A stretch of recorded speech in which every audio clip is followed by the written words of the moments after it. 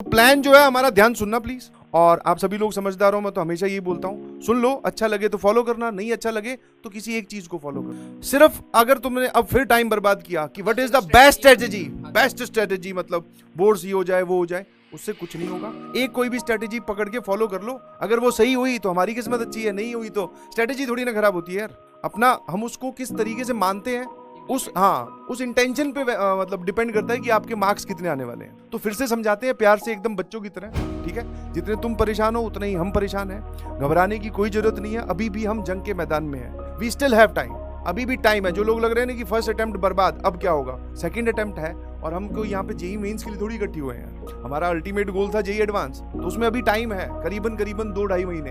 आप समझो इस बात को। और हमें कौन सा, मतलब अगर हम सिक्योर करने की बात करें, हमने कहा रैंक 1 लेके आनी है, हमें जो हमें पढ़ा है हमें उसको बस 100% प्रोजेक्ट करके आना है। तो अब ध्यान से सुनिएगा सर क्या बोल रहे हैं। जो आगे आने वाली कहानी है ना, उसमें आपको कैसे फोकस करना है, फिर हम आपको कैटेगरी वाइज भी समझा देंगे कि आप कहाँ लाए करते हो। क्योंकि अगर तुम सामने बैठे होते तो हम उठा उठा के बोल देते कि भाई तू ये कर, तू ये कर, तू ये कर। बट अब आपको अपने आप कैटेगराइज करना है और शिद्दत से, सही से कैटेगराइज करना है, ठीक है बेटा। ये जो आने वाला टाइम है ना, ठीक है, इसको अब थोड़ा सा सीरियसली लेना स्टार्ट कर दो, ठीक है। ये जो 3-4 महीने हैं, that is going to decide your 4 years।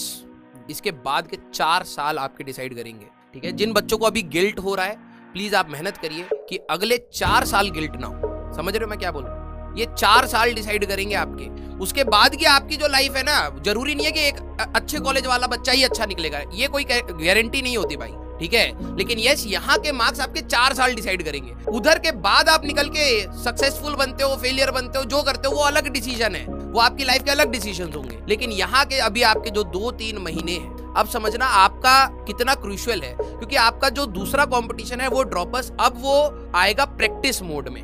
अब आपको डिविएट होना है अपने बोर्ड्स के मोड में। तो हम लोगों का जो बोर्ड्स वाला रहेगा, हम लोग आपको एक इंपॉर्टेंट क्वेश्चंस की शीट देंगे, ठीक है, फिजिक्स केमिस्ट्री मैथ्स। उसमें कुछ टाइम लगेगा, अभी हम लोग कंपाइल करवा रहे हैं उस चीज को, उसमें आपका कुछ टाइम लगेगा, लेकिन आपको वो मिलेगी फिजिक्स केमिस्ट्री और मैथ्स में।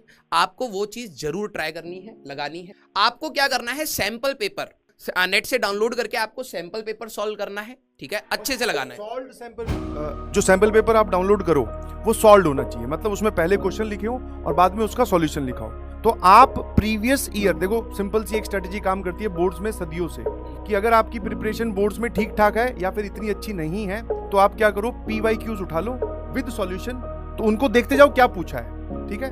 और जिन लोगों की बहुत हालत खराब है, तो जैसे हम लोग जनरल लैंग्वेज में चलता है कि रट्टा भी मार के जाओगे ना कि इस सवाल का सॉल्यूशन ऐसे लिखना है, तो भी आपका काम चल जाएगा। हमें मिनिमम 75% सिक्योर करना है, तो वो हो जाएगा। हाँ, 80 टारगेट करोगे जब जाके 75 पे रुकोगे, नहीं समझे। और जो 2 आपके सब्जेक्ट है, इंग्लिश और फिजिकल एजुकेशन, या जो भी आपका ऑप्शनल है, हाँ, इंग्लिश का शायद क्लास लगाई गई है, अभी मैंने देखा था एक नया सेगमेंट बन गया है, फिजिक्स केमिस्ट्री मैथ के अलावा इंग्लिश, तो वहां पे भी क्लासें मिलेगी। बट जो आपका ऑप्शनल सब्जेक्ट है, मेक श्योर कि वो आपकी परसेंटेज में इनपुट देता है, तो आप उसको लाइटली ना लीजिए प्लीज। और सबसे बढ़िया तरीका है बोर्ड्स में स्कोर करने का, दैट इज PYQ। आप PYQ अटेम्प्ट करो। अपने 5 साल के बेटा प्रीवियस ईयर्स को आपको सॉल्व करना है, और जो इस साल का सैंपल पेपर आया है वो आपको बेसिकली सॉल्व करना है। अगर आपको चाहिए कि सर हम नेट से डाउनलोड नहीं कर सकते, तो हम ये भी करवा देंगे, हम सैंपल पेपर ऐप में डलवा देंगे, डाउनलोड करवा के आपके लिए, वो भी आराम रहेगा, ठीक है। तो आपको 5 years के प्रीवियस पेपर डिस्कस करने हैं। अगर टाइम मिलेगा तो मैं एक पेपर आपके साथ पिछले साल का कैसे लिखना है, अब देखो मैटर क्या होता है ना, अभी तक आपको स्टेप्स मिस करना, कम से कम स्टेप्स में करना या क्वेश्चंस लगाने की हम लोगों ने आदत डलवाई। अब फिजिक्स देखो, मैथ्स का तो वैसे ही चलने वाला है, लेकिन फिर भी आपके स्टेप मार्किंग रहती है। अगर आप स्टेप्स को गोल करोगे ना, घुमाओगे ना, तो आपके मार्क्स कम हो जाएंगे। आप सोच के आओगे कि सर मेरे तो फुल आने वाले हैं, लेकिन आएंगे कम, ठीक है, और आपको पता नहीं चलेगा। तो एक पेपर मैं आपका पर्सनली डिस्कस करूंगा आपके साथ कि भाई अगर मैं एज अ स्टूडेंट होता तो मैं किस प्रकार से डायग्राम बनाता, कहां डायग्राम बनाता, कितना बड़ा डायग्राम बनाता, लिखना कैसे स्टार्ट करता, फॉर्मूला कैसे डिराइव करता, आंसर की मार्किंग कैसे करता, ये सारी चीजें। अब आपकी स्ट्रेटेजी चेंज होनी चाहिए बोर्ड्स के लिए। तो आपका टारगेट ये होना चाहिए कि फिजिक्स में मैंने आपको सारे टॉपिक्स इंपॉर्टेंट दिए थे, आंख बंद करके सारी डेरिवेशंस आपको लिखनी है, सारे डेफिनेशंस आपको लिखने हैं, सारे फॉर्मूले आपको याद होने चाहिए, यूनिट्स एंड डायमेंशन सारी क्लियर होनी चाहिए, ग्राफ क्लियर होने चाहिए, राइट। तो इसके बारे में भी हम लोग, मैं पर्सनली आपका एक पेपर डिस्कस करूंगा, ठीक है, एक पेपर हम लोग डिस्कस कर देंगे, बस उसमें ये बता देंगे ये ऐसे ऐसे लिखना है, क्योंकि प्रेजेंटेशन मैटर करेगी बोर्ड में।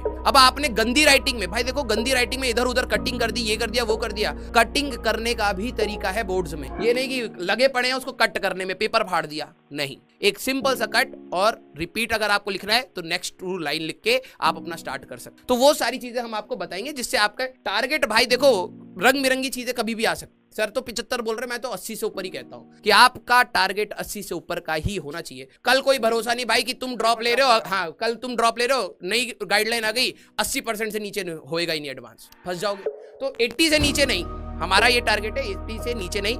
इसमें अभी हम आपको और मदद करेंगे, ठीक है। और ये जो है ना शीट देने वाली बात, मैं आपको फिर बोलता हूँ, आप लोग क्या है बच्चे हैं तो डिपेंडेंसी बहुत जल्दी तुम दूसरे पे गिर देते हो। अब जैसे ही हम ये सेशन बंद करेंगे तुम्हारे कमेंट आने लग जाएंगे, सर वो इंपॉर्टेंट शीट का क्या हुआ, आपने बोला था देंगे, सर वो प्रैक्टिस सेशन जो आप लेने वाले थे वो तो आपने नहीं लिया, हमारी तो बोर्ड की प्रिपरेशन रह गई। तो ये जो इंपॉर्टेंट शीट है मैं पहले ही बता देता हूँ कहाँ से बनेगी। हम कुछ नहीं करेंगे, नेट से 10 सालों के पेपर डाउनलोड करेंगे, ठीक है, उनके सवाल एक डीटीपी को बोलेंगे छाप दे, this is the important sheet. कोई सवाल मैं नहीं लिखने वाला हूँ ना सर लिखने वाले हैं, ये करने वाले हैं। तो ये डायरेक्टली भी आप कर सकते हो, मतलब आप अपना टाइम वेस्ट ना करें, आप नेट से डाउनलोड कीजिए और स्टार्ट कर दीजिए फटाफट उसको प्रिपरेशन, नहीं समझे। तो what I am trying to convey is आपको किसी भी मूवमेंट पे रुकना नहीं है। अब आप फिर वेट करो कि 5 दिन हो गए सर वो इंपॉर्टेंट शीट तो नहीं आई, हमारे तो 5 दिन चले गए, जबकि 5 दिन में आप फिजिक्स के पीवाईक्यू या मैथ्स के पीवाईक्यू 50% 60% कंप्लीट कर सकते हो। अगर आपने वो काम खुद की जिम्मेवारी खुद लो, सब कुछ मिलेगा, समझ में आया। बट हाँ पीवाईक्यूज पे जरूर फोकस कीजिएगा।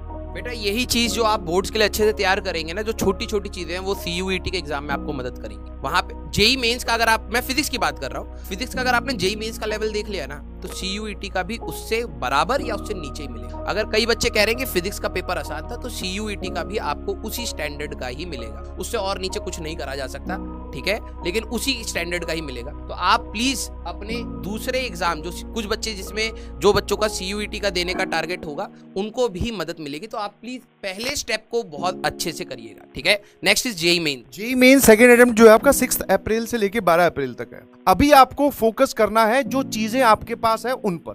मैं अगर आपकी जगह होता तो मैं भी ये बोलता कि सर एक मैराथन ले लीजिए मैथ्स की, एक वो बोलते हैं ना पूरे इंपॉर्टेंट क्वेश्चंस का एक सीरीज चला दीजिए। ये सब बातें हमारे दिमाग में आती हैं और उसका कोई फायदा नहीं है, क्योंकि आपके पास जो होना चाहिए वो है।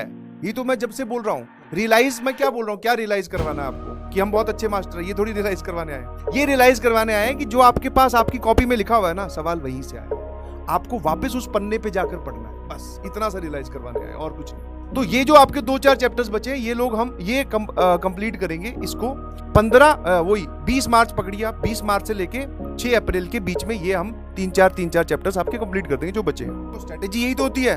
तुम क्या घर से ही मान के चले थे एक घंटा, मतलब 45 मिनट में फिजिक्स होगी, आसान आई थी, तो 15 मिनट क्या योगा कर रहे थे बीच में? नहीं भाई, वो टाइम आपको अच्छा आपको कितनी बार बोला गया कि